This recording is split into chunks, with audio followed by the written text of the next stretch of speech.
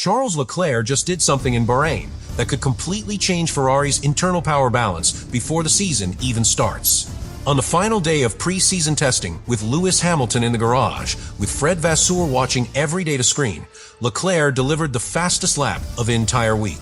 1 minute, 30.811 seconds. Faster than Mercedes. Nearly 4/10 clear of Red Bull in comparable conditions. And no slipstream. 331 kilometers per hour on the main straight. Full throttle 15 meters earlier than Mercedes out of turn 10. That is not just quick. That is dominance. But here's the real question.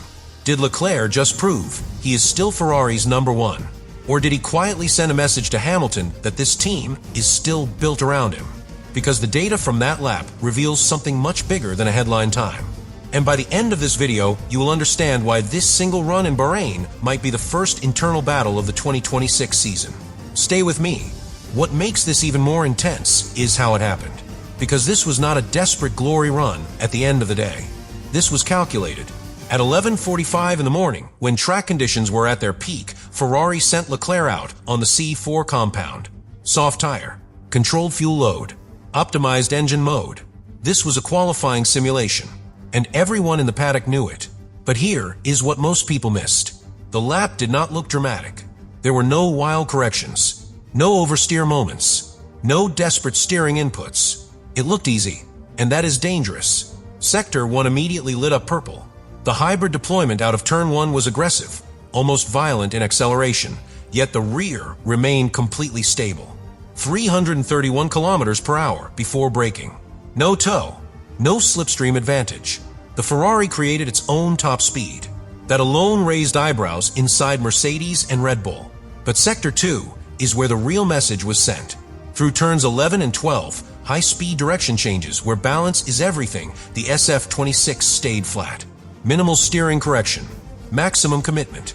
This is where unstable cars expose themselves. Ferrari did not. And here is the branch that makes this more serious. The new rear wing system, the multi-stage rotating flap concept, is not just reducing drag. Is stabilizing the car under braking while still giving straight-line efficiency. In simple terms, Leclerc can attack corner entry without sacrificing exit speed. That is qualifying gold. But it also sends an internal message. Because Lewis Hamilton, during his long run program later in the session, described the car as sensitive, powerful, demanding to keep inside its operating window. Leclerc, on the other hand, looked completely synchronized with it. And this is where things get psychological. When a car has a narrow performance window, the driver who understands instinctively gains control of the narrative inside the team. Engineers listen more closely. Setups lean in that direction. Confidence builds around that feedback loop. So this was not just about topping the timesheets. It was about authority. Authority over the car. Authority over development direction. Authority inside Ferrari's new driver dynamic. And we have not even touched the long-run weakness yet, because that is where the real tension begins. Now, we need to talk about the part Ferrari does not want on the headlines. Because while Leclerc looked untouchable over one lap, the long runs told more complicated story. When he switched to the C3 compound and began extended stints, the pace was strong at first. Consistent, controlled, competitive with Red Bull in the opening phase. But after roughly 12 to 14 laps, the drop began. Not dramatic, not a collapse, but measurable. 2 to 3/10 per lap compared to Verstappen's projected averages in similar conditions.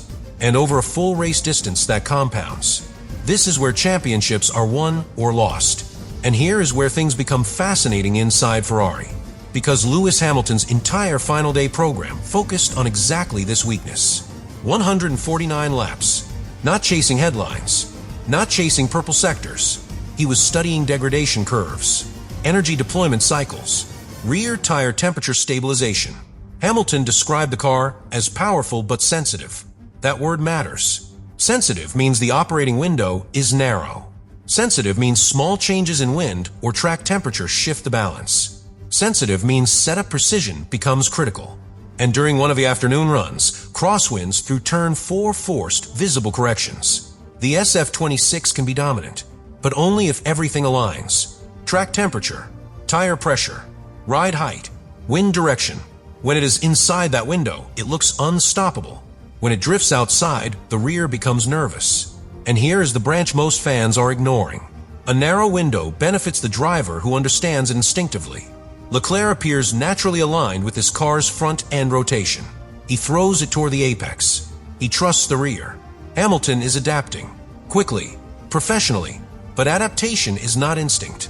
And in a season expected to be separated by tenths, that difference matters. So now the tension is layered.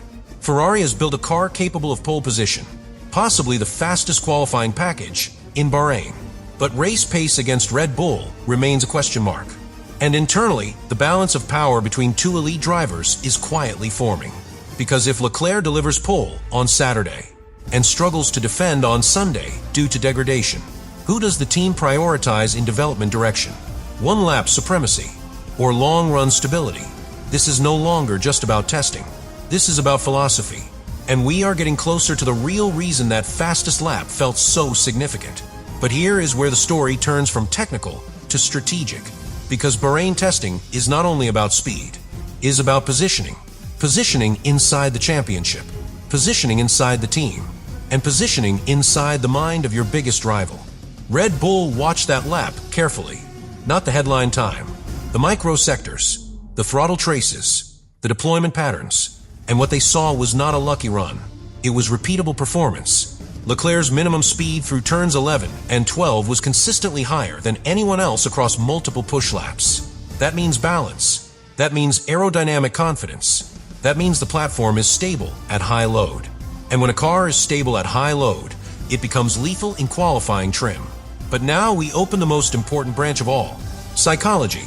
Because Max Verstappen thrives when he knows he has the dominant race car. Control on Sunday gives him freedom on Saturday. But if Ferrari locks out the front row in Bahrain, if Leclerc converts that raw pace into pole position, the pressure flips. Red Bull is forced to attack, to overcut, to undercut, and that increases risk. Suddenly, strategy becomes aggressive instead of controlled. And that is where mistakes happen. Fred Vasseur understands this. That is why he did not celebrate the fastest lap publicly. He downplayed it. He called Red Bull the reference, because showing confidence too early shifts expectation. Inside Ferrari, the messaging is cautious. But inside the garage, mechanics were smiling. Engineers were replaying the onboard footage.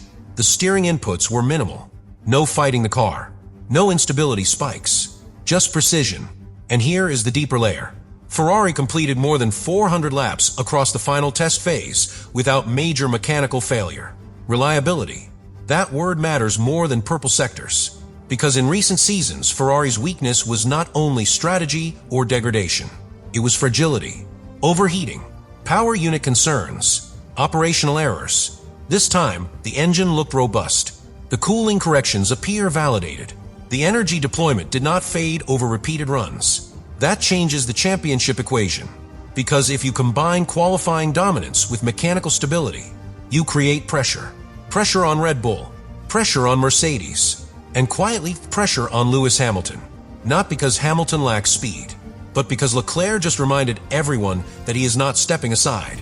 This team is not being handed over. It will be fought for. And we are now approaching the real question that Bahrain testing has left hanging in the air. If Ferrari truly has built a car capable of pole position at will, if Leclerc has unlocked its most aggressive form, can they finally convert that into race control when it matters? Because the answer to that is not in the lap time. It is in what happens when the tires begin to fade, when Verstappen appears in the mirrors, and when strategy becomes survival. And that is where this story reaches its decisive moment. So now we arrive at the moment that truly defines everything we have seen in Bahrain. Not the purple sectors, not the top speed, not even the internal rivalry. The decisive moment is this. Can Ferrari turn fear into control? Because that is what Leclerc's fastest lap created. Fear, not panic, not chaos, respect. When a team suddenly finds 4/10 over Red Bull in comparable conditions, even in testing, engineers notice. And when that advantage comes from aerodynamic efficiency and traction, not from a risky engine mode, it becomes sustainable. But sustainability is the key word. Over one lap, Ferrari looks sharp, aggressive, precise. Over a race distance, the picture softens. The degradation curve is flatter than last year. But it is not flat enough. And here is where strategy becomes everything. If Leclerc starts from pole position in Bahrain, the opening stint will decide the race. Not the final lap. Not the pit stop drama. The first 15 laps. If Ferrari can control rear tire temperatures in clean air, they dictate the rhythm. If they cannot, Verstappen waits. He always waits. And when the Ferrari begins to slide slightly on exit, when traction fades just a fraction, that is when Red Bull strikes. Now add another layer. Lewis Hamilton's experience in tire management is elite. He has built championships on controlling degradation. If Ferrari finds themselves choosing between raw qualifying supremacy and long-run preservation, whose feedback shapes development, Leclerc, who extracts the maximum instantly, or Hamilton, who calculates the race over distance, this is not conflict. It is evolution. And evolution inside a top team can define an entire season. Because whichever philosophy wins inside the garage becomes the identity of the car. Aggressive and sharp, or controlled and durable.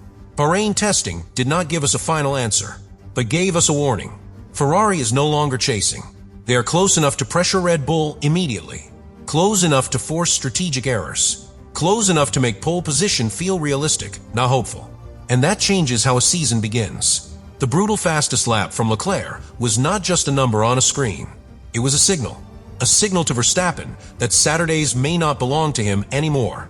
A signal to Hamilton that the benchmark inside Ferrari is already operating at maximum intensity. And a signal to the paddock that 2026 will not start quietly. So when the lights go out in Bahrain, watch the first sector carefully. Watch the traction out of turn 10. Watch the tire temperatures after lap 12. Because hidden inside those details is the real answer. Was that fastest lap a glimpse of dominance? Or a flash of speed that still needs discipline to become a championship weapon? That is the question testing has left us with. And the season is about to answer it.